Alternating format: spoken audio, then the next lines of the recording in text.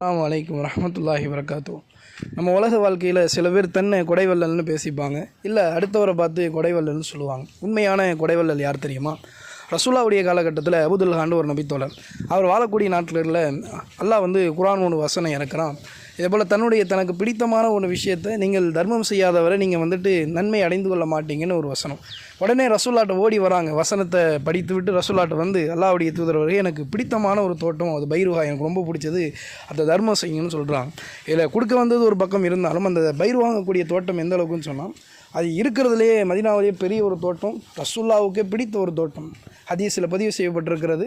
நபிகள் நாயகம் ஸல்லல்லாஹு அலைஹி வஸல்லம் எப்பொழுதெல்லாம் ஓய்வு எடுக்கணும்னு நினைக்கிறாங்களோ அந்த பைருஹாங்கக்கூடிய தோட்டத்தில் போயிட்டு ஓய்வு எடுத்து தண்ணீரிலிருந்து விட்டு வருவாங்கன்னு சொல்லிட்டு செய்தி இருக்குது. அப்படி எல்லாருக்கும் பிடித்தமான ஒரு தோட்டம், தன்னிடத்தில் இருக்கக்கூடிய பெரிய தோட்டம், அதை ஒரே ஒரு இறை செய்திக்காக மார்க்கத்திற்காக தர்மம் செய்து வந்தாங்கல்ல, அவங்க தான் உண்மையான கொடைவள்ளல் என்று சொல்லலாம்.